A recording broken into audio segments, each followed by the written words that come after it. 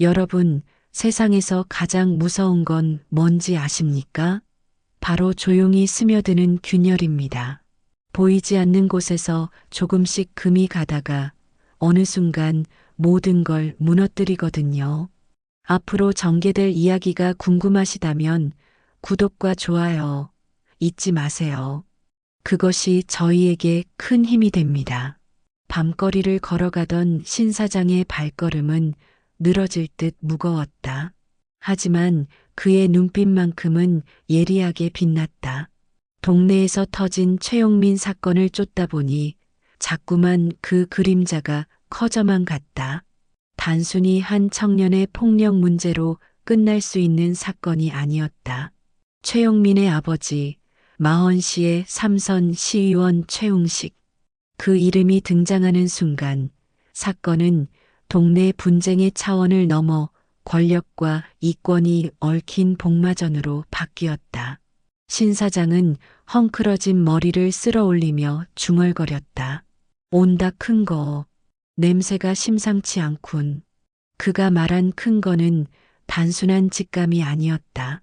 전직 협상 전문가로서 수많은 국제 범죄와 거대 사건들을 마주해온 그의 감각이 이미 확신을 주고 있었다. 동네 구석구석에서 들려오는 풍문, 정체 모를 인물들이 밤마다 들락거리는 창고, 검은 가방이 오가던 장면을 본 시온의 제보까지 모든 조각이 하나의 그림으로 맞춰지고 있었다. 필립은 여전히 신 사장의 곁에서 꼼꼼하게 기록을 남겼다. 낡은 수첩에 삐뚤빼뚤 적힌 글자들이지만 그 속에는 분명한 흔적들이 쌓이고 있었다. 그는 학폭 사건의 증거를 모으며 최용민의 잔혹한 본성을 확인할수록 치를 떨었다. 단순한 폭력이 아니라 권력을 믿고 마음껏 휘두른 폭력이었기 때문이다. 그리고 그 폭력의 그림자 뒤에는 아버지 최웅식의 묵인과 비호가 있었다. 하지만 필립의 발걸음을 더 무겁게 한 건 뜻밖에도 시온의 과거였다. 그가 모은 증거 속에서 시온이 학창시절 학교 폭력의 피해자였다는 기록이 드러난 것이다. 어린 나이에 홀로 집안을 책임지며 살아온 그녀가 얼마나 고단했는지 알기에 필립은 복잡한 감정에 휩싸였다. 시온을 단순히 피해자로 혹은 증인으로만 볼 수 없었다. 그녀의 삶과 상처가 이제는 너무도 가까이 다가와 있었다. 시온 씨 필립은 한참을 망설이다가 조심스레 말을 꺼냈다. 혹시 그때 일 저도 들어도 되겠습니까? 무표정한 얼굴로 치킨집 배달통을 정리하던 시온은 잠시 동작을 멈췄다. 그리고 짧게 그러나 단호하게 대답했다. 지금은 얘기할 때 아니에요. 하지만 언젠간 알아야겠죠. 그 한마디가 필립의 가슴에 오래 남았다. 그는 책상 위에 놓인 증거들을 다시 훑으며 다짐했다. 단순히 사건의 진실을 밝히는 게 아니라 그녀가 짊어진 무게까지도 함께 감당하겠다고. 신 사장은 두 사람을 지켜보며 묘한 미소를 지었다. 허허실실 웃는 듯 했지만 속은 이미 전장에 들어선 협상가의 눈빛이었다. 그는 오래전 잃어버린 아들을 떠올리며 중얼거렸다. 이번만큼은 절대 놓치지 않는다. 그 순간 그의 눈앞에는 은폐된 공사 계약서 한 장이 떠올랐다.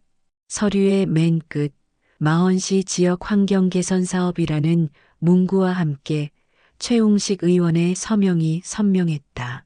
이 모든 사건의 끝자락에 최웅식이 버티고 있다는 확신이 생겼다. 통닭집 주방의 기름 냄새와 튀김 소리 사이로 무겁게 내려앉은 긴장감이 가시지 않았다. 필립은 법과 원칙으로, 시온은 자신의 삶으로, 신 사장은 협상가의 본능으로 이 싸움에 뛰어들 준비를 하고 있었다. 하지만 그 누구도 아직은 모른다. 이 균열이 어떤 폭풍을 불러올지, 통닭집 주방의 불빛은 여전히 노랗게 타올랐지만 그 안의 감도는 공기는 전혀 다르게 흘러가고 있었다. 앞에서 드러난 균열은 아직 겉으로는 보이지 않았으나 마침내 그 균열이 폭발할 순간은 너무도 갑작스럽게 찾아왔다. 통닭집의 주방 불빛은 늘처럼 따뜻했지만 그날 밤 분위기는 달랐다. 바삭하게 튀겨진 치킨 향기가 퍼지기도 전에 문 앞에서는 심상치 않은 소란이 터져나왔다. 누군가 다급히 뛰어들어왔다. 사장님, 손님들이 갑자기 배탈이 났대요. 신 사장은 순간 손을 멈췄다. 튀김 바구니를 건져 올리던 집게가 허공에서 덜그럭 소리를 냈다. 그는 대수롭지 않게 넘기려 했지만 이어진 말이 그의 심장을 쿵 내려앉게 했다. 두 팀이 동시에 응급실로 실려갔답니다.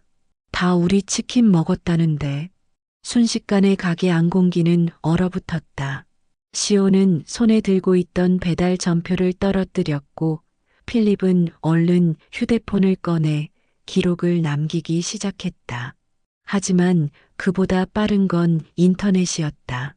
몇 분도 채 지나지 않아 SNS의 사진과 글들이 무더기로 올라왔다. 신 사장 내 치킨 독극물, 식중독 치킨집, 당장 폐업하라는 자극적인 문구들이 순식간에 퍼졌다. 댓글에는 예전부터 수상했다.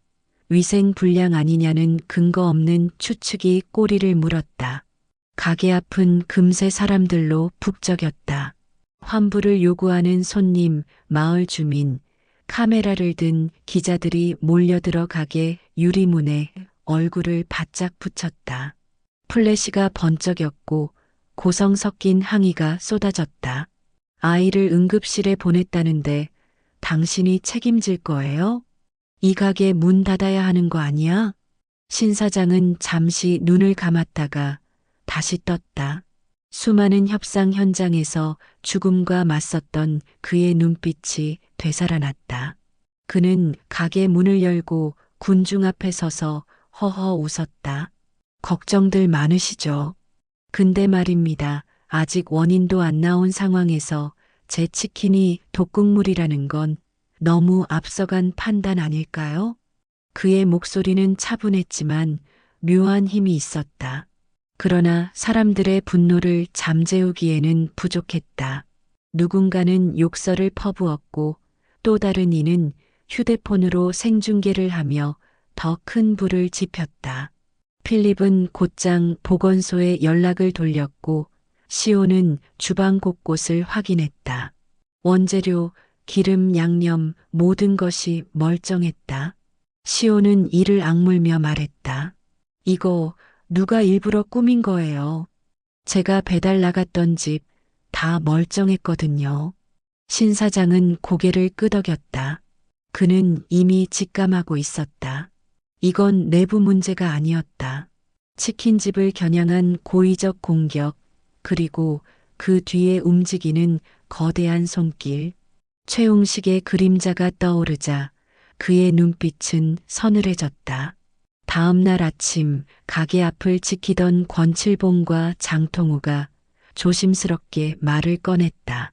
사장, 이쯤에서 물러나는 게 낫지 않겠소? 괜히 정치인 놈들이랑 엮였다가 우리 동네 다 말아먹는 거 아냐? 옆에서 이주인도 고개를 숙이며 덧붙였다. 우린 그냥 평범하게 먹고 사는 게 전부잖아요.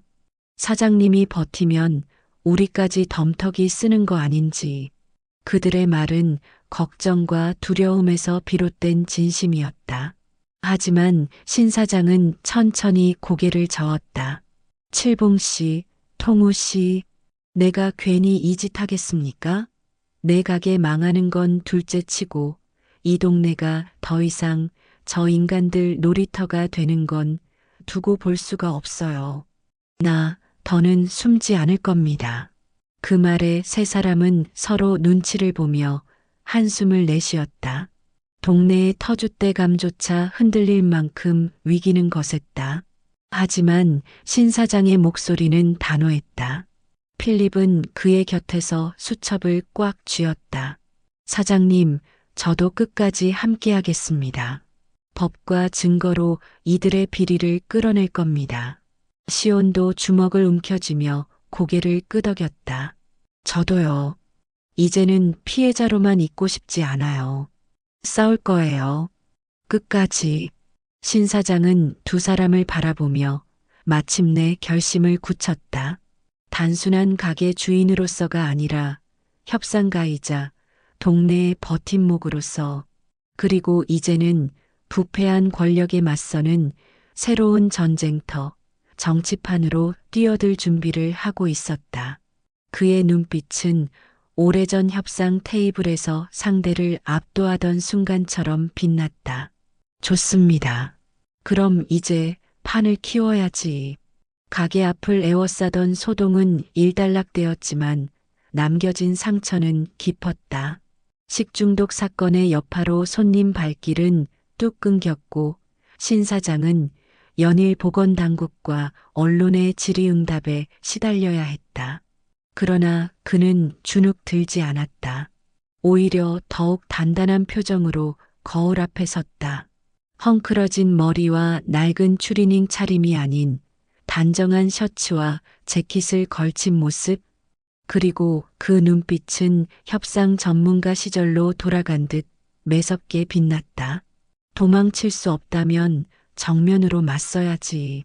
그가 택한 길은 예상 밖이었다. 치킨집 사장이 아닌 한 도시의 지도자가 되겠다는 선언.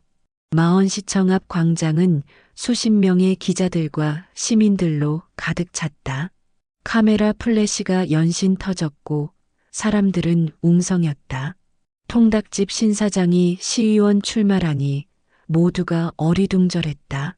신사장은 허허 웃는 습관을 잠시 내려놓고 마이크 앞에 섰다. 저는 시민 여러분의 삶을 협상 테이블에 올리겠습니다. 권력은 거래가 아니라 약속입니다. 여러분과 제가 함께 맺는 약속, 그게 정치의 본질 아닙니까? 순간 광장은 술렁였다. 누군가는 고개를 끄덕였고 누군가는 비웃음을 터뜨렸다. 특히 최웅식 진영은 기자들에게 즉각 논평을 내며 신 사장을 조롱했다. 닭 튀기던 사람이 시의원이라니 웃기는 코미디군요. 그러나 신 사장은 예상치 못한 수를 던졌다. 바로 지역의 각 상권 대표들과 단일 공약 협약을 체결한 것이다. 세탁소의 권칠봉, 중국집의 장통우, 슈퍼마켓의 이주인 같은 생활인들이 그의 곁에 섰다. 우린 거창한 정치인 말보다 같이 눈 마주치며 살아온 신 사장을 믿습니다. 그가 있어야 동네가 변합니다. 시민들은 그 장면에서 진심을 읽었다. 거대 정당의 공약보다 생활인들의 목소리가 울림을 주었다. 선거 구도의 축이 흔들리기 시작했고 신 사장은 캐스팅 보트를 손에 쥐었다. 한편 필립은 어두운 사무실에 홀로 앉아 있었다. 그의 수첩 위에는 두꺼운 봉투 하나가 놓여 있었다. 최용민 학폭 사건을 은폐한 내부 자료였다. 피해자들의 증언, 무마된 교내 기록, 그리고 검은 돈의 흐름까지. 필립은 손끝이 떨릴 정도로 긴장했지만 마음은 단단했다. 이제 끝장을 볼 때다. 시온은 여전히 불안 속에서 흔들리고 있었다. 자신이 피해자였던 과거가 세상에 드러나는 게 두려웠다. 그러나 신 사장과 필립이 곁에 있었다. 신 사장은 그녀에게 말했다. 넌 피해자가 아니라 생존자다. 그 힘을 보여줘. 시온은 고개를 끄덕였다. 그녀의 두 눈이 흔들림 속에서도 결연히 빛났다. 그리고 마침내 선거 유세장의 무대 위. 신 사장은 수많은 시민 앞에서 마이크를 움켜쥐고 외쳤다. 이 판 내가 뒤집는다. 군중의 환호가 터져 나왔다. 피켓을 든 시민들, 카메라를 든 기자들, 그리고 멀리서 이를 악물며 지켜보는 최웅식. 그의 눈빛은 분노로 가득 차 있었다. 여러분, 이제 판은 벌어졌습니다. 신 사장의 한 수가 어떤 파장을 부를지 궁금하시다면 구독과 좋아요로 함께 지켜봐 주세요. 앞으로가 더 큰 폭풍이 될 겁니다.